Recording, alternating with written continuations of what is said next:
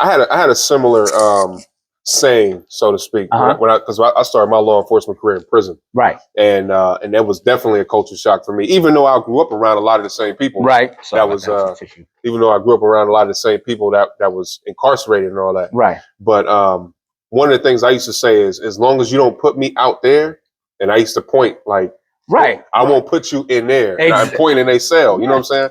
So, but I kind of, as I transitioned to the street, I would tailor, but it's just, I'm saying the same thing, right? But I would tailor that to the audience that I'm giving it to, right? You know what I'm saying? And I guess you're right. Like, you do have to have your own like catchphrases and your own but you philosophy, but you mean what you say. It's like don't force me anymore to do my job. But in the meantime, even if we bang heads, I still got you. I'm still gonna take care of you.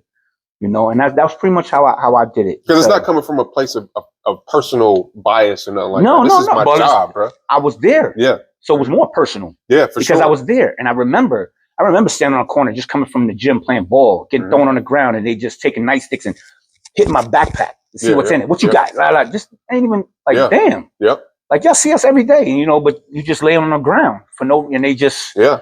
So I got an incident like that, bro. I'm at home. I just came back from the Army. It was New Year's Eve, and I had a lot of crazy things happen to me when I came home from the military too. That's a whole nother transition. It's a transition. Yeah. So I'm sitting on the corner on the block as in Columbus, Ohio, on the west side. I was on Broad Street on the hilltop. So I'm sitting on the block, man, just standing there. It was New Year's Eve. That's a crazy place to be on New Year's Eve when they shoot in the sky. Right. But right. I'm sitting out. I'm sitting on the corner. I'm just sitting on the stoop. And the police roll up and they flick me off. And I look at them. So I reach in my shirt, grab my dog tags and pull them out. And I point at them. Right. Point at the dog tags. And then they threw their hands up like, oh, I'm sorry. And then they drove off. Right. And I'm looking like, yo, what did you bother me for, bro? But I understand what you're saying. Like, in order for you to be able to change the narrative of the relationship between the community and the law enforcement, you got to become law enforcement to do it. That was my next. Show them, like, we ain't all devils. That was bro. my next.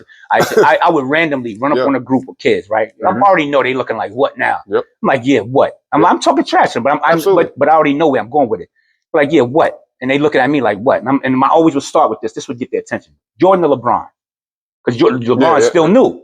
So they looking like LeBron. I'm like, nah, whack. And one would say Jordan. I'm like, yeah. We laugh. So now I got them. Yeah, got their attention. Oh, he's not coming at us.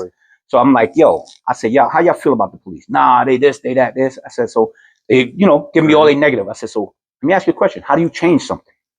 And then they're sitting there wondering. I said, exactly. I said, the only way you change something, you become it.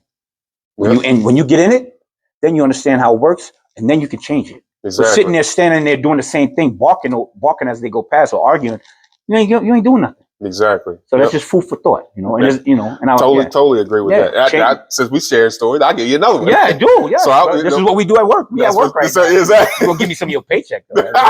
Get some of my hours. I don't know about all that. No, so when I started, like I said, in prison, for example, and this is because that's where I got a lot of my foundational law enforcement experience and communication, and that was really like the training ground for me. They teach you. Yeah. The inmate, I don't like to use inmate, but the bad guy. Yeah, definitely. They the dudes on the street, they teach you, pretty much how they run their operation, so you can figure out how to run around them. But no, absolutely. Yeah. But I would see them at the table playing a game or whatever, and there would be like there's 4 seats at the table, and there's only 3 of them sitting there. I would sit at that table, right, and they would look at me like, "Yo, what do you like? What do you think?" And I'm like, "Bro, I can't learn how to play whatever they was doing." You know what I'm saying? I'm not a proficient poker player. Can I learn? Is this the right type of hand? Yeah. Or you just trying to tell people? It got to that point. You know what I'm saying?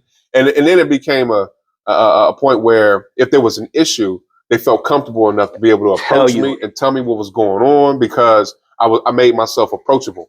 You know what I'm saying? And it's not about crossing a line. It's about creating rapport. But what you did was same thing with you. You built the trust. Yep. And the trust is real. You don't build the trust, and then as soon as they give you something, you violate them. Yep. You take it. Oh, I know what you. Nah, you build that trust, and then when to piggyback off you saying, I would come back to the same ones and be like, listen, this is what's going on right now. It's like say the precinct, we got an operation going on. Hey, anybody on the corners, blah blah, this, that, and the other.